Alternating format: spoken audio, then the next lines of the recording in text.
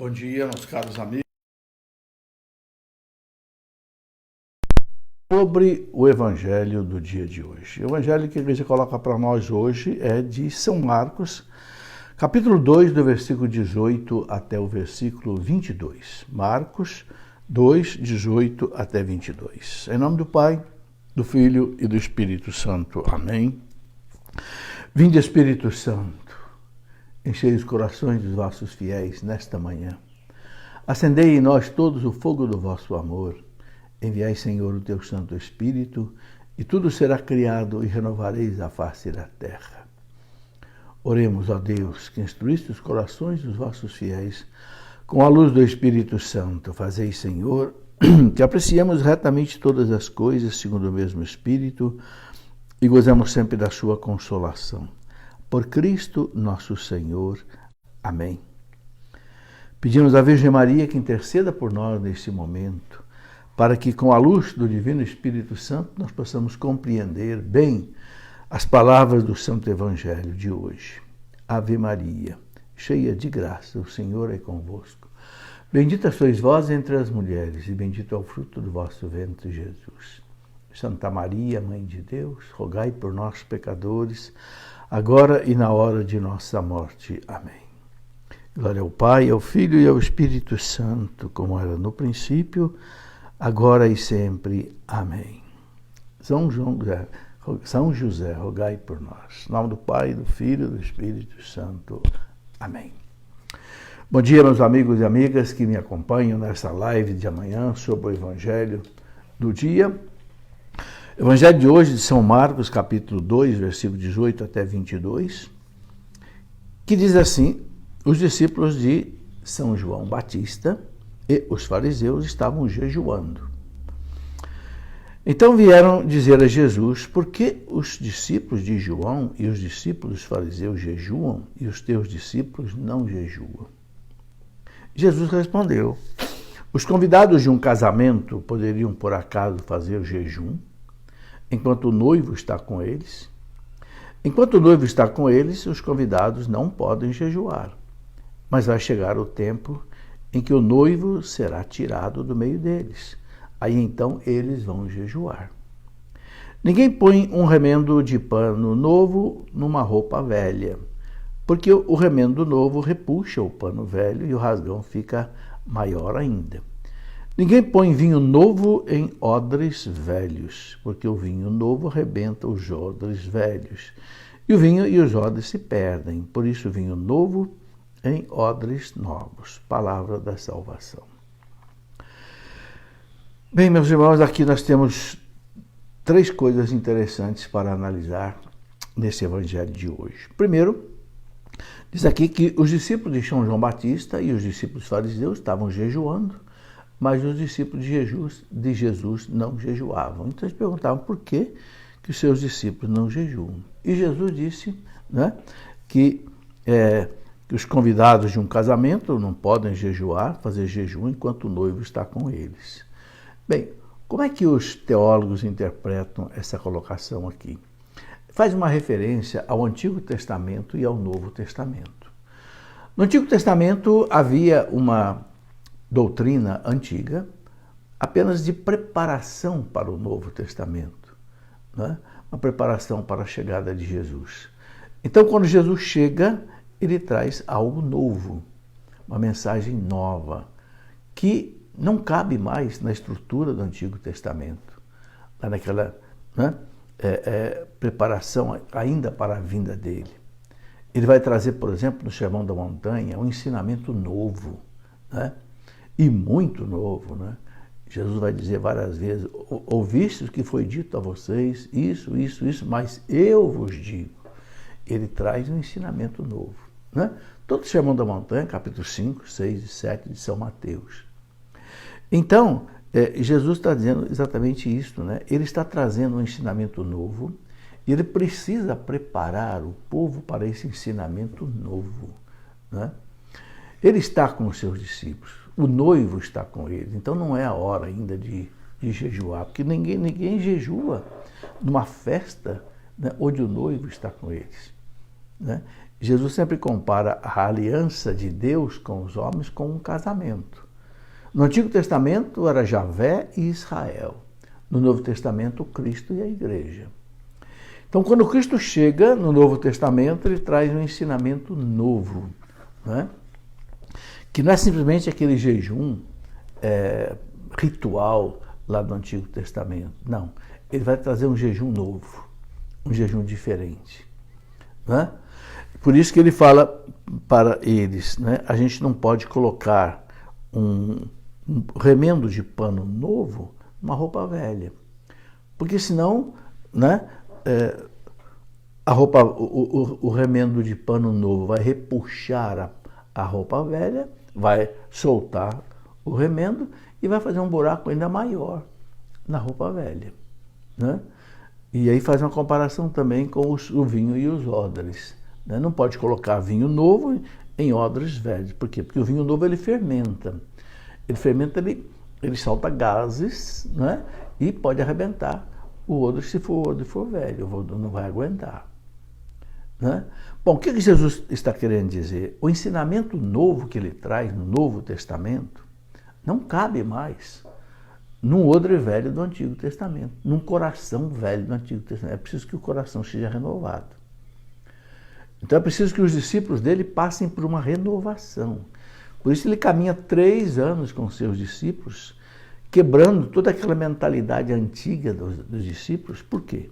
Porque no Antigo Testamento eles esperavam um Messias, eu já falei isso aqui várias vezes, um Messias glorioso, triunfante, que fosse libertar Israel do jugo dos romanos. E não era esse o messianismo de Jesus. O messianismo de Jesus não era salvar o homem das estruturas sociais, de escravidão, lá de Roma. Não, era libertar o homem do pecado. Eis o Cordeiro de Deus que tira o pecado do mundo, né? Tudo que há no mundo de errado é consequência do pecado. Então ele veio para tirar o pecado, né? Então o seu ensinamento não cabe lá na estrutura do Antigo Testamento. Então ele precisa renovar os odres, né? Ele precisa renovar os corações. Então ele prepara os discípulos 3 anos. E é só com a vinda do Espírito Santo, depois em Pentecostes, que os discípulos vão entender que o messianismo dele não é aquele messianismo político, social, de poder terreno. Ainda quando Jesus foi subir para o céu, no dia da ascensão, os discípulos perguntaram: Senhor, é agora que o Senhor vai restabelecer o reino de Israel? Né? Porque ele tinha já vivido 40 dias no meio dos apóstolos, eles viram a sua ressurreição. Então, Senhor, é agora que o Senhor vai restabelecer o reino de Israel. Que reino de Israel era esse que os discípulos pensavam? O reino de Israel político, como do tempo do rei Davi, do rei Salomão, em que Israel era uma potência, né, admirada por todos os povos. Jesus disse: não compete a vós saber os tempos e os momentos que o Pai fixou na sua autoridade, né? Vocês vão voltar para Jerusalém, ficar ali em oração, aguardando a vinda do Espírito Santo, o prometido do meu Pai, que eu falei. Aí vocês vão ser minhas testemunhas em Jerusalém, etc., da Samaria até os confins do mundo. Ou seja, esse vinho novo que Jesus traz, do Novo Testamento, do Sermão da Montanha, do messianismo que veio para tirar o pecado, não cabe mais naquela estrutura do Antigo Testamento. Por isso que ele diz para os fariseus e os discípulos: por isso que os meus discípulos não jejuam agora, eles não estão preparados para isso ainda. Mas, quando o noivo for tirado deles, aí eles vão jejuar. O que Jesus quer dizer? Ah, sim. Depois que o Espírito Santo vier, Jesus for para o céu, o noivo for tirado, aí eles vão jejuar. Por quê? Porque aí vai começar todo o trabalho de evangelização da igreja. E a gente sabe que todo o trabalho de evangelização da igreja é permeado pelo sofrimento. Logo que eles começam a pregar o Evangelho, Santo Estevão é morto, São Tiago Maior é morto, São Paulo é perseguido drasticamente e os apóstolos são crucificados. Aí eles vão jejuar. Por quê? Porque aí eles vão precisar da força da oração, da força do jejum para enfrentar as tribulações, as tentações. E eu vejo aí também, nessa colocação de Jesus, uma outra coisa também importante para a nossa vida. Né? A gente não pode colocar remendo de pano novo numa roupa velha, não pode colocar vinho novo em odres velhos. O que isso pode significar também para a nossa vida? Muitas vezes a gente quer colocar para as pessoas que não são ainda convertidas uma doutrina pesada da igreja. O que vai acontecer? A pessoa não vai entender. Não é? Ela não é convertida.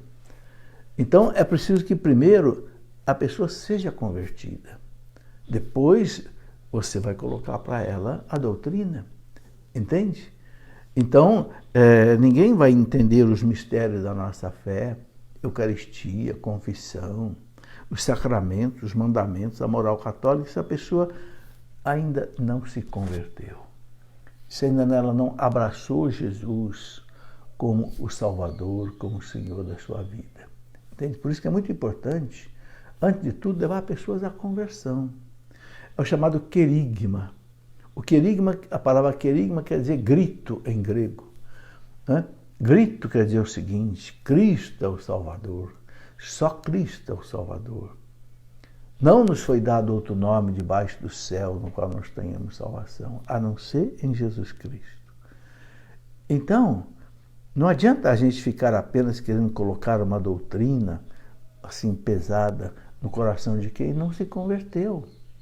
A porta vai estar fechada. A graça não vai entrar. Então, leva a primeira pessoa a conhecer Jesus. Quem é Jesus? O que ele fez por nós? Por que ele veio a esse mundo? Por que ele sofreu por nós? Por que ele morreu por nós? Para tirar o nosso pecado. Aí, quando a pessoa abraçar Jesus, na fé, aí ela vai abraçar a doutrina. Aí, então, você pode colocar, né, odres novos, vinhos novos. Num odre novo, né? num coração novo, renovado, você pode colocar então a doutrina nova de Cristo. São essas as três coisas que eu entendo nesse evangelho de hoje. Né? E Cristo anuncia aí a sua paixão. Né? Um dia o noivo lhe será tirado. Aí está o primeiro anúncio da paixão dele. Então eles vão jejuar. Porque assim como o mestre passou por todo o seu sofrimento e morte, também os seus discípulos vão passar. Então vai ser preciso jejuar. Porque é pelo jejum que a gente quebra a força do mal. É pelo jejum que a gente quebra a força do pecado. Né? E o jejum pode ser feito também no Novo Testamento de muitas maneiras. Né? Cada um deve escolher um jejum de acordo com a sua realidade. Há pessoas que conseguem fazer um jejum o dia inteiro sem comer nada, mas outros não conseguem. Então, tudo bem, faça jejum na metade do dia. Tira uma refeição do almoço, ou tira o jantar. Tire alguma coisa. Faça um jejum que a tua natureza, a tua estrutura física consegue fazer. Sem que você fique com dor de cabeça, sem que você fique impedido de trabalhar. Né? Faça um jejum, eu diria, racional. E a igreja não impõe um jejum de dia inteiro. Não. O jejum que a igreja obriga na quarta-feira de cinza e na sexta-feira santa é o jejum